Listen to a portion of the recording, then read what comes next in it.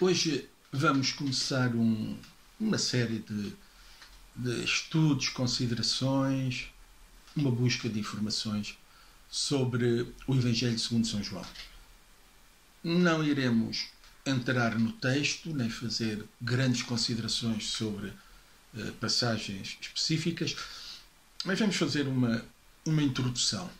Alguma coisa que nos irá ajudar a ler e entender o Evangelho. Isto é, quando nós conhecemos o que está por trás, quando nós conhecemos os textos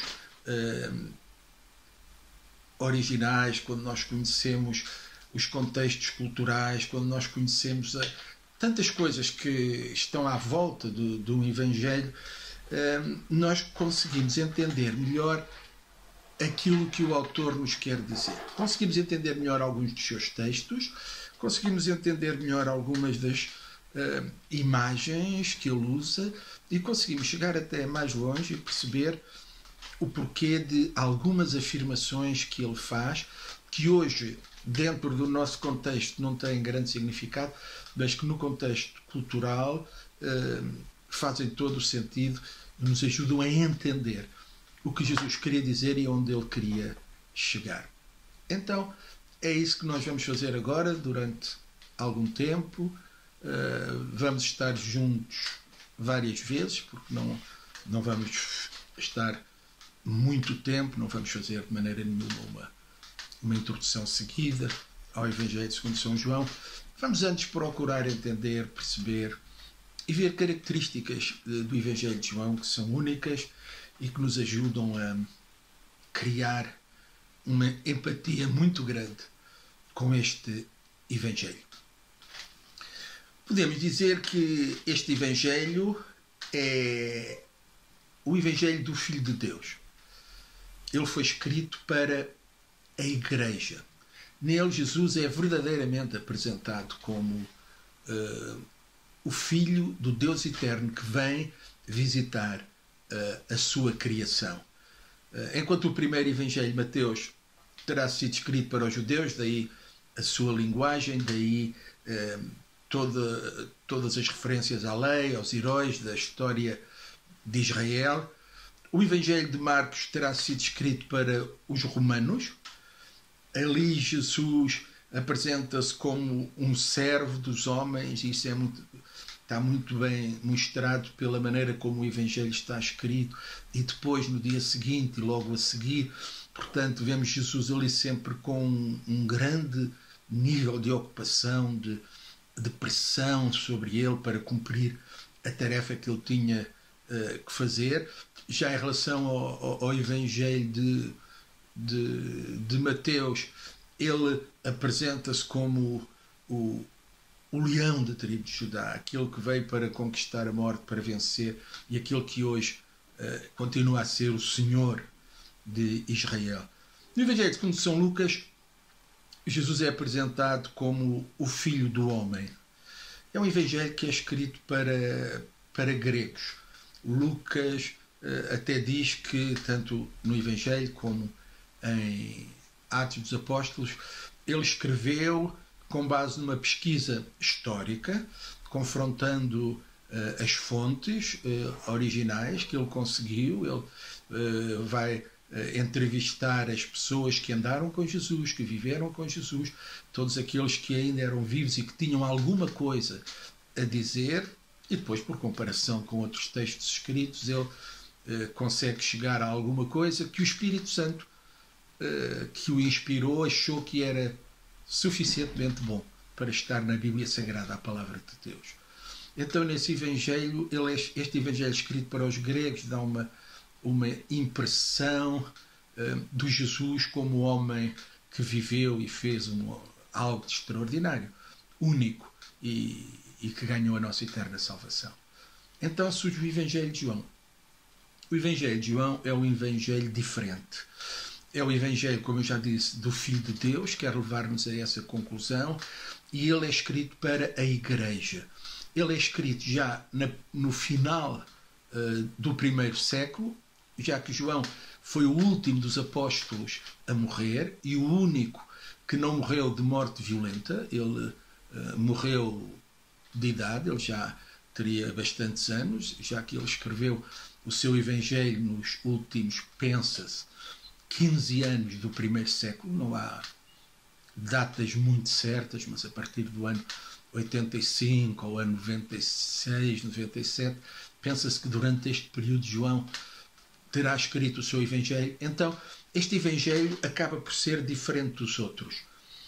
Se quisermos fazer entender, e se quisermos, por exemplo, mencionar assim os outros Evangelhos, João é este Evangelho que entra no meio e se completa.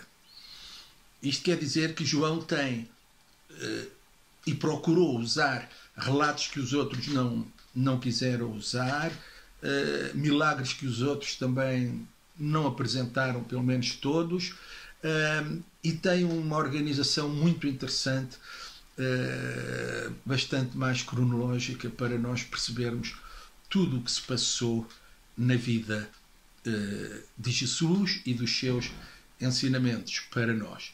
É um Evangelho que é muito diferente dos outros.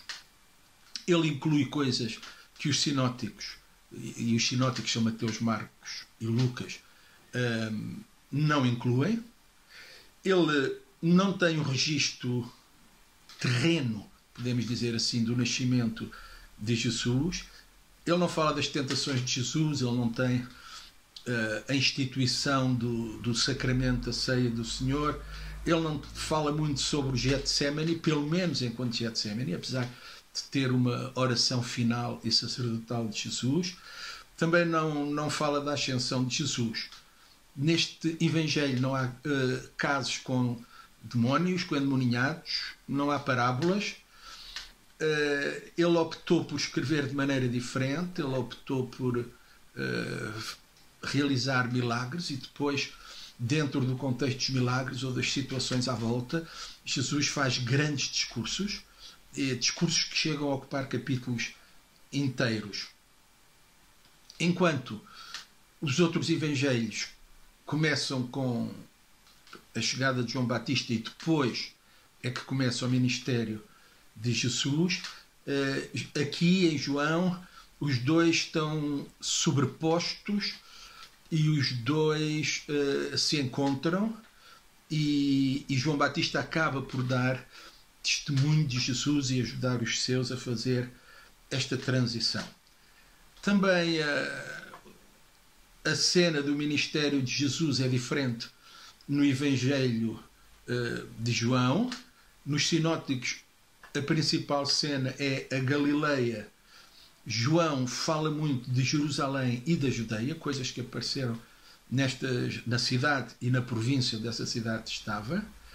E também uma coisa muito interessante e que nós geralmente não nos apercebemos, tem a ver com a duração do ministério de Jesus. Se lermos com atenção os sinóticos, eles só mencionam uma festa judaica, que era a Páscoa. Aliás, desta festa judaica só há uma menção, a Páscoa. O que pode dar a ideia que o ministério de Jesus se desenrolou no período de um ano, porque senão teria uma segunda Páscoa. Quando chega a João, ele menciona 3 ou, porque há uma festa que nós não sabemos bem, 4 Páscoas. E isso implica os tais 3 anos e meio, 3 anos e pouco, que comumente são atribuídos ao ministério de Jesus. Portanto, é com base em João e na presença de Jesus em 3, 4 Páscoas diferentes que nós acertamos o tempo para o ministério de Jesus. Também vimos que João tinha um conhecimento muito especial de alguém que está próximo, que é uma testemunha muito real, presencial de muitos daqueles acontecimentos. Ele conta coisas que os outros não contam. Ele fala das bodas de Caná, da Galileia, ele fala da entrevista com Nicodemos. É apenas ele que nos traz a mulher de Samaria, a ressurreição de Lázaro, a lavagem dos pés aos discípulos, e até os capítulos que nos falam sobre o Espírito Santo, aquele ensino muito especial que nós temos sobre o Consolador, sobre o Espírito de Verdade. É apenas João que traz isso até nós. É João que põe Tomé a falar. Nos outros evangelhos isso não acontece. Aqui também ficamos a conhecer um pouco melhor Filipe, o seu caráter, e ficamos a saber que na altura da unção de Jesus em Betânia, Judas não ficou muito contente e teve aquela intervenção que todos conhecemos. Ele tem pormenores que só alguém que lá estava podia ter. Ele sabe que havia 6 talhas cheias de água. Ele sabia que o rapaz tinha levado 6 pães de cevada. Ele sabia que os discípulos tinham remado entre 5 a 6 quilómetros. Ele lembra-se que quando o vaso com aquele unguento de nardo foi quebrado, o perfume encheu toda a casa onde eles estavam. Ele lembra-se da reação dos soldados quando foram prender Jesus. Ele menciona uma coroa de espinhos, a coroa que Jesus carregou. Ele fala de 4 soldados que estão a jogar a roupa de Jesus aos dados. É ele que fala o peso e que dá o peso, cerca de 40 quilos, daquela mistura de mirra e aloés usada na preparação do corpo de Jesus.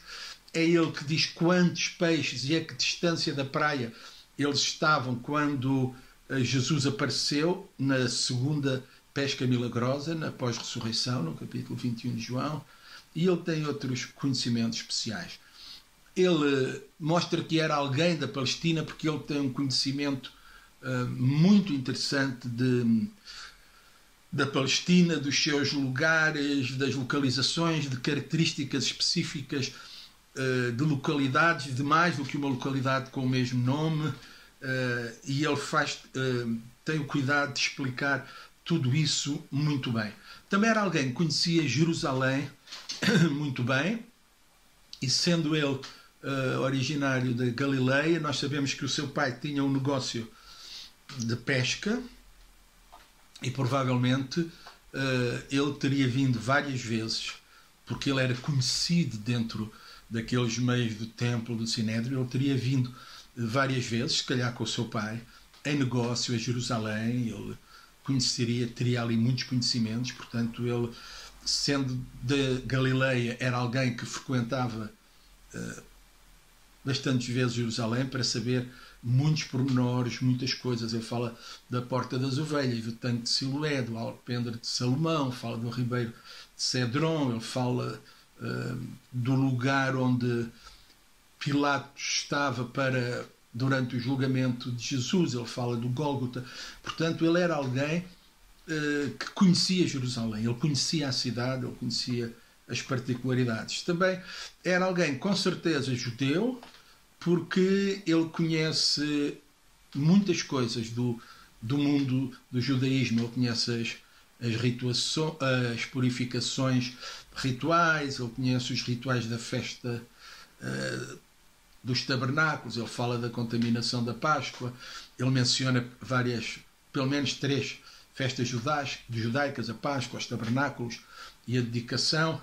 Ele faz menção do pensamento judaico que dava à mulher um lugar inferior, e isto vê-se na conversa de Jesus com a mulher de Samaria.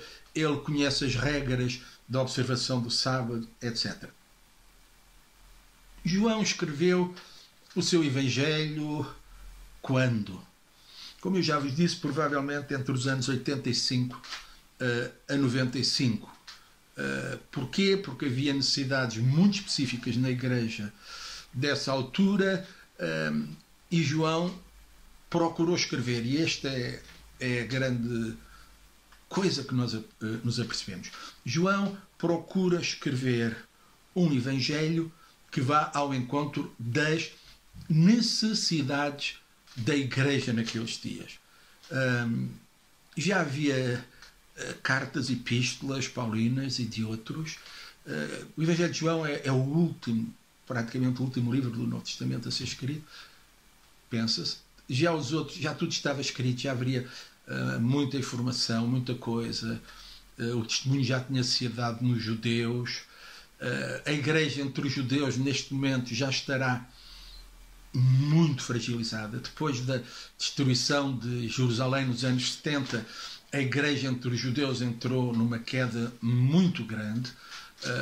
Os judeus revoltaram-se contra a igreja porque eles disseram e pensaram que os crentes escaparam, porque os crentes foram avisados do que ia acontecer na cidade de Jerusalém, tudo aquilo, o Senhor sempre avisa aos seus.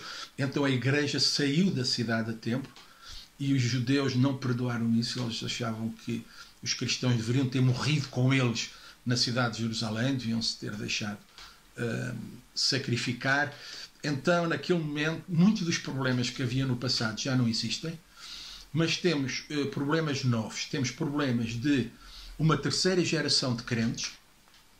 Já não são os primeiros que andaram com Jesus, já não são a segunda geração daqueles que ouviu diretamente desses a pregação do Evangelho, mas são os novos, os filhos dos crentes.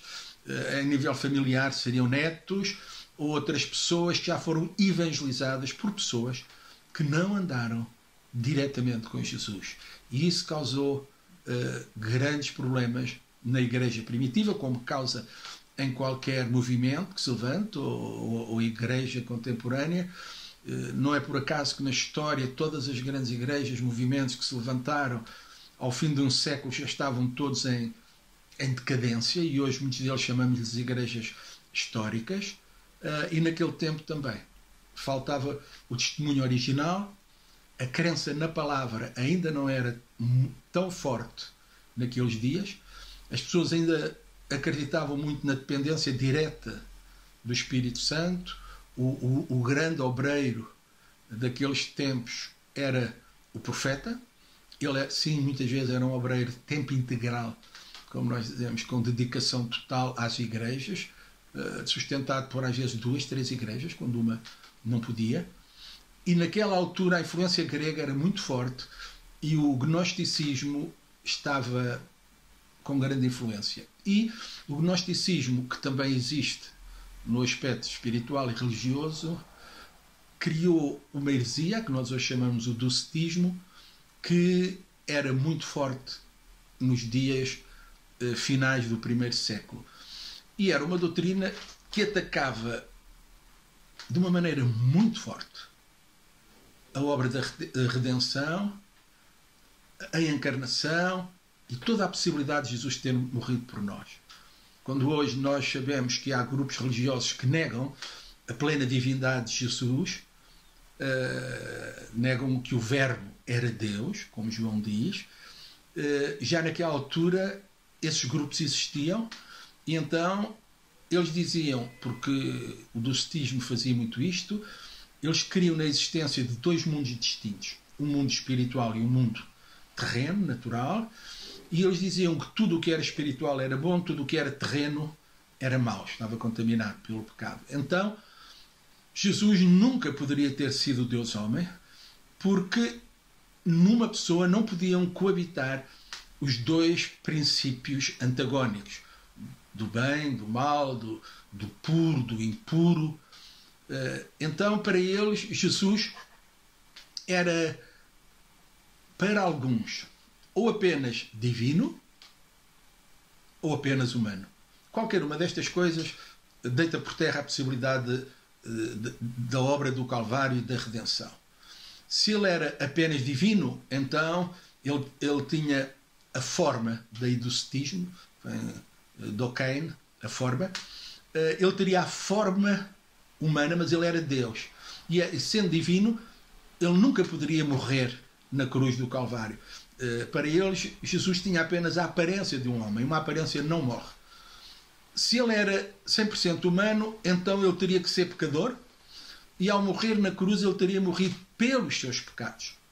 Ora, a obra da salvação baseia-se no facto de que aquele que nunca pecou deu a sua vida por nós pecadores e assim pagou o preço dos nossos pecados.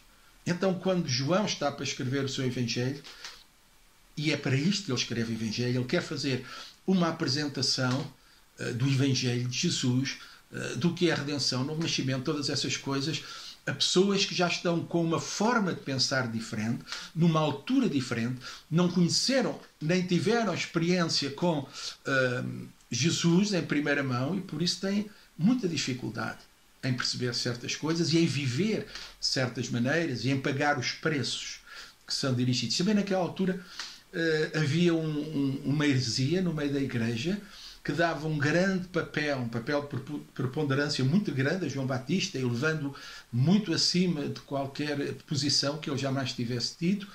E nós vemos que, como no Evangelho, Jesus, e entendemos porque ele fala de João Batista e porque é que ele pôs João Batista a falar e a dizer que ele não é, ele é apenas aquele que vem antes, mas ele, João, aponta para o Cordeiro de Deus que vem tirar o pecado do mundo. João tem que diminuir, tem que desaparecer para que Jesus cresça e ocupe o seu lugar, e João afirma-se apenas não como noivo, mas como amigo do noivo. Então todas estas coisas são muito interessantes no Evangelho segundo São João, e por agora ficamos por aqui.